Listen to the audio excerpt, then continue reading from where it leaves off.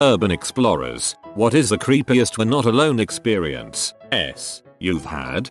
I was on the other end of this. There was an abandoned nunnery on the coast behind a suburban development, a very creepy but beautiful place. I loved it because it had an entirely stone chapel. Any sound you made inside had true reverb and echo a second long almost. I brought a friend in to make some recordings in the dead of night. As we're leaving, a group of laughing neighborhood kids came in on us crouched in the dark over a bunch of electronics. They ran faster than I've seen anyone run before. My friends and I were exploring an abandoned restaurant in this beach town one winter night. We snuck in through a broken window on the shore side to avoid being spotted by any cars driving by. Overall, inside it was your typical abandoned restaurant, but was still really cool to check out. There was a long bar, tables tossed about, etc. We walked downstairs into a wine cellar and started walking through the labyrinth of hallways. The basement was deceptively larger than we would have expected for a beachside restaurant. Anyway, we wander into this room off one of the hallways and shine our flashlight in the corner, and we see an unmade bed cot with all of the trappings of someone currently living there, a safety razor next to the mirror, random other belongings. Full stop. Our stomachs immediately dropped as we realized we were currently in someone's living quarters, and promptly noped the frick out of there. To this day we still don't know if the person was hiding in the basement with us, waiting for us to leave, or if we stumbled on it while they were out and about. Either way, we couldn't shake the feeling of being watched by someone from the shadows of that basement. I've only been brave enough to do the urban exploration once. Well, twice I guess, but the same location both times. Near an apartment I used to live in, there was an old hotel that was abandoned and boarded up. One night, a friend was over and hanging out with me. We had a few drinks and, in a moment of inebriated bravado, a little tipsy, but not full down drunk at all, we decided that exploring the old hotel would be a brilliant idea. We made our way over and explored a couple of the rooms. The doors were on the outside, so it may have been a motel rather than a hotel. I'm not sure the difference. The rooms were moldy, dirty, broken down, but didn't have anything unexpected. There was some graffiti on the walls and some used condoms on the ground, EWW, in the rooms. Then, we went into the office lobby area. As soon as we walked in, we froze. There, in the distance, in the darkened lobby, was a man staring at us. He didn't move, just stood there and stared us down. We bolted, quickly, and ran at a full sprint back to my apartment. Thankfully, the man, homeless, drug addict, we didn't know, didn't follow us. A few days later, my friend was back over during the day. We were talking about the experience with the hotel and, this time spurred on by daylight, decided to look in the hotel lobby again. When we entered, the man was still there, standing in the same spot, staring us down, and made of cardboard. We had gotten freaked out by a cardboard cutout hawking the hotel's website and online bookings. Oh, I love this one. So there's a moderately well-known abandoned mental hospital close to my town. A few months back a few friends and I went to explore a bit. Not a rare thing for people here. We found this setup of a few folding chairs and a couple of old mattresses with blankets and whatever else you'd imagine on them. We chilled there for about 10 minutes and then went on with our adventure upwards. Pretty uneventful from then on. A few really cool graffiti murals, awesome view from the roof. When we were coming back down we passed through the room and all the chairs were folded up and neatly stacked against the wall and the beds were made, or at least as close to that as it could have been. Whoever did it would have most likely known that we were there and waited for us to leave to do all of that, as it was only a time frame of about 45 minutes. No threats or anything, just an eerie feeling of being watching in an abandoned mental hospital. So I take a lot of time lapses of nature and stuff. One clear night I decided to drive out to the middle of nowhere to get a time lapse of the stars. I found a lake that seemed like a cool spot to shoot and set up. About 20 minutes in I hear a noise and look up to see a light above me. Sure enough, a drone is right above me just hovering. It freaked me out, so I booked it out of there. I later learned I was trespassing on government property. I live in a big US West Coast city, in a neighborhood where most homes go right up to the sidewalk property line and have a yard and back. My place is the opposite. House is at the back of the lot. Front yard keeps me buffered from street noise. It's a nice, dark little oasis in the city. My house has a double door split door, so the top can open independently of the bottom. I often leave the top open when the weather's nice. I'm sitting on the couch in the living room, all of 15 feet from the door. It's nighttime. I'm reading, and the door's more or less directly in front of me. The porch light's off. Yard's dark. The only lights from the dimmed reading lamp I'm using. The wind keeps blowing the top part of the door open, closed, open, closed. I'm used to it. Happens all the time. Doesn't sound out of place. Until the door kind of misses a beat. I don't hear it thud closed. I look up, and it's perfectly still. Only open 2 or 3 inches. It's one of those WTF are my eyes seeing moments. There's like a 15-mile-per-hour wind outside. How is the top part of the door partially open and perfectly still? Then my eyes or brain recognizes it, the outline of a hoodie, drawstrings, hood up. In that instant I am frozen and my heart is pounding. Someone is literally standing right there, hood up, holding my door open. I can't see his face, but he sees me noticing because he says, "You should keep your doors locked." Freaking what? Now my adrenaline kicks in. I jump up shouting. He bolts. I get the porch light on in time to see him running out the gate. I still wonder how long he'd been standing there or WTF he was doing thinking. The door has been very freaking locked since then. So there's this building in my city that has been abandoned for over a decade. The building itself covers over 40 acres, so it's pretty well known by explorers that if the cops come they won't search for you inside but wait for you to come out. The second time I went to explore this building we were looking for a way inside. Keep in mind this is taking place early in the morning, maybe 3 AM. We come across this section of the building that was a large outdoor amphitheater. We walked down to the center and went up to the boarded up windows, and ever so faintly on the other side of the wood you could hear someone talking to themselves. We got the frick out of there. I explored part of an old Nike or Atlas missile site one night with a few friends. As we were leaving, someone started shining a laser pointer at us from the woods. Somehow, we couldn't actually see where they were, even though that's usually pretty easy to do with laser pointers. I still wonder if it was just a laser pointer and not a laser sight instead.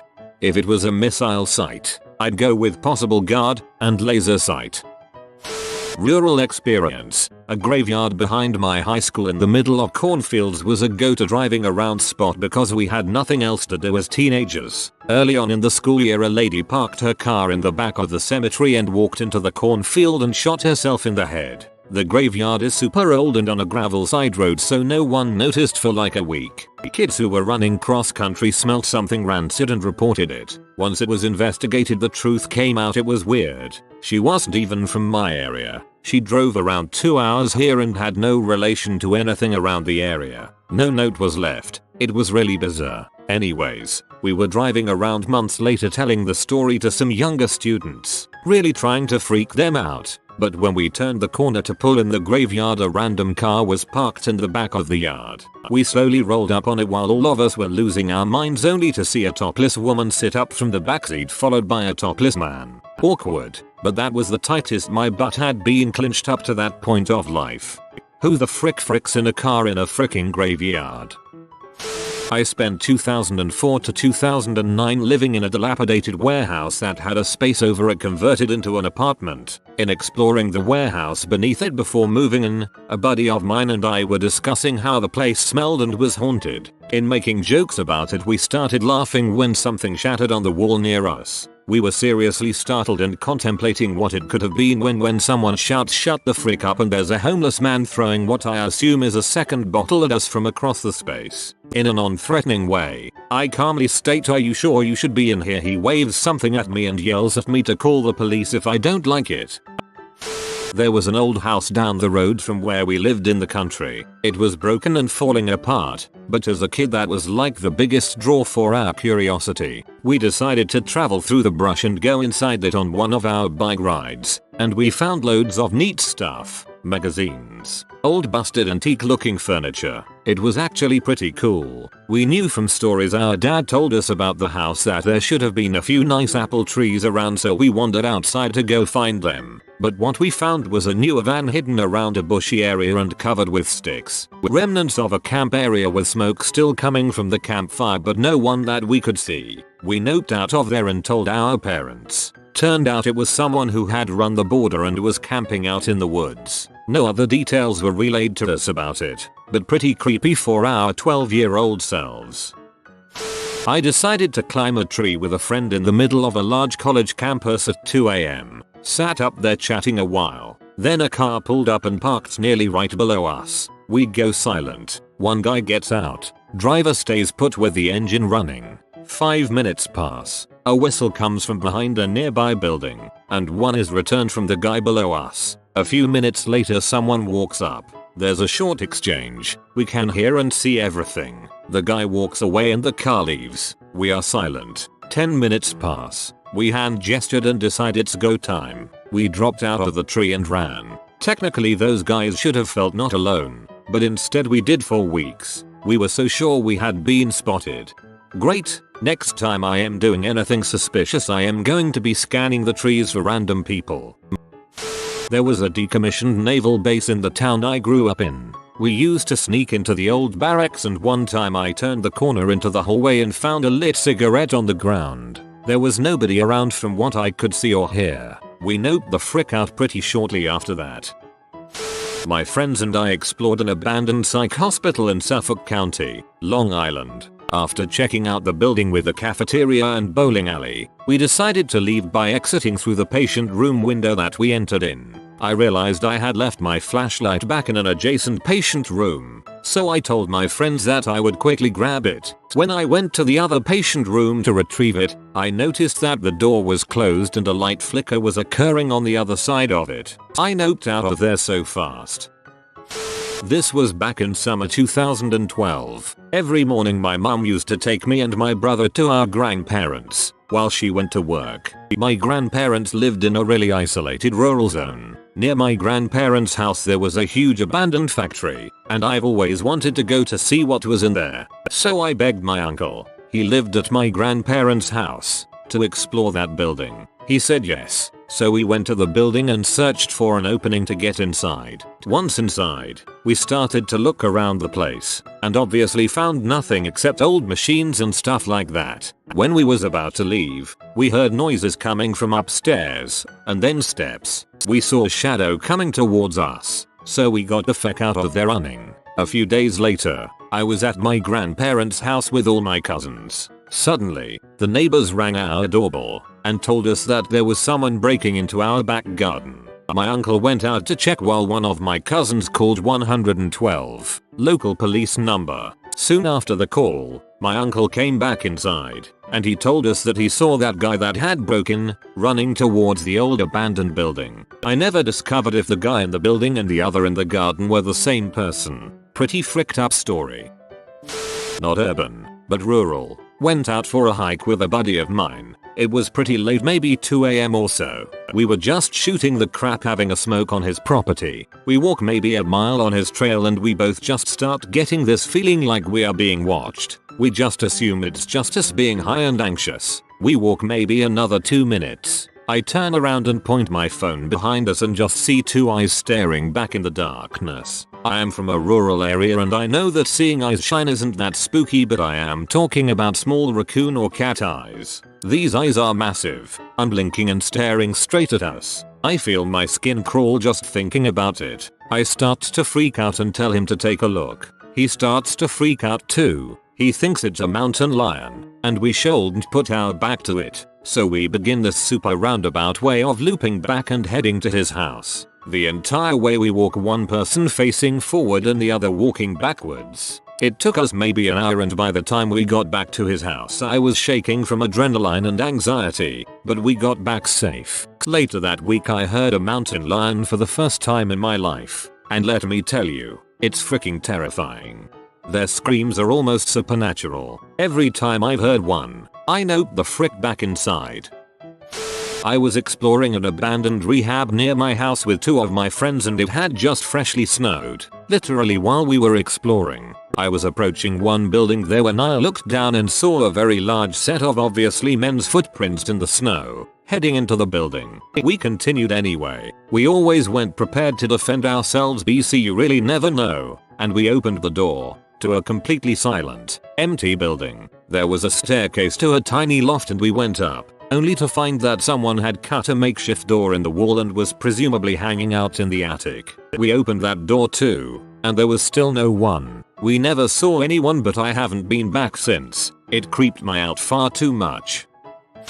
We had finally worked up the courage to explore this super scary looking dilapidated house. It was boarded up really solid. Nobody was getting in and out without a ton of work prying off boards. We searched exhaustively. The easier way in was to just make the damaged drywall on the back wall a little more damaged to widen the hole. As soon as we stepped in, there was something vaguely human shaped at the top of the stairs we both saw. We bolted in terror. Of course, me and my friend were only 9 at the time. Was probably just some homeless dude better at finding entrances than us. Definitely not urban, and more sweet than scary. I was once camping in the desert, at least 30 miles in every direction from any human settlements. When I woke up, there was a full, cold, 5-gallon jug of water outside my tent. My friends and I grew up in a town that had a large abandoned psychiatric hospital. People went in there all the time and we decided senior year of high school to sneak in at 2ish am. We get in with flashlights and start just exploring. We get up to the 3rd floor and start hearing footsteps. We turn the flashlights off and hide in a room. We watch this big black figure shuffle by the door and down the hall. We ran the opposite way to another stairwell and got the frick out. I'm sure it was just some homeless dude or something, but Jesus Christ, we were spooked for a while. Thanks for the creepy image. Back in my teenage hoodlum days, some friends and I did some urban exploration in an abandoned medical facility. It was perched atop a steep hill with only one road in and out, surrounded by a small forest. From what we had heard, this place did some serious procedures, heart surgery and the like. But now it was totally left to rot, or so we thought. We imagined our expedition would be a creepy midnight jaunt through a haunted hospital that we could brag about to our lamer friends. So I drive up this hill and park behind the facility. The first thing we notice is that there are some ambient lights on. The place is not totally off the grid like we were led to believe. No problem. They are probably there just to scare off troublemakers like us. The rest of the facade is dark. There are no cars in the lot. Then, as we're scoping out the exterior, we notice that there's a board over one of the windows. Sure enough, we peel it back and the window is broken. A way in. We waste no time in vaulting up and over, avoiding the edges of the broken glass. Suddenly we're inside and it's clear this place is certainly not abandoned. There are interior lights that come on as we wander around. There's some equipment scattered about. I start to get an uneasy feeling in the pit of my stomach. My friends are enjoying themselves and I don't want to be the weakling who got scared. Yet I can't ignore the sense of pure dread that is getting stronger every second I'm in this place. Finally I tell them that we need to GTFO, and don't bother explaining why. I drove, so they have no choice but to follow me. We scramble back out the window we came in, climb in the car and peel off, turning off the only road that leads up the hill and stopping at a nearby gas station. A few of my friends went inside to get drinks, but a few of us stayed in the car. From the spot where we parked you can see up the hill to the outside of the facility, and we watched as a security car with flashing orange lights pulled up to the front, followed shortly by a cop car. We must have missed them by 2 minutes. Once my friends come back we point out the welcome wagons sitting outside the facility, and after a bout of nervous laughter we head back home and marvel at how lucky we are. If I hadn't listened to my gut, my hoodlum friends and I probably would have spent some time in juvie for breaking and entering. You have been visited by the sleeping Italian. Comment sleep tight Lil Guido for nice spaghetti and meatball dreams all night. If you are new to the channel, you can subscribe. I publish new videos every day. Until then, check another video, or don't. Either way, have a great day you magnificent people.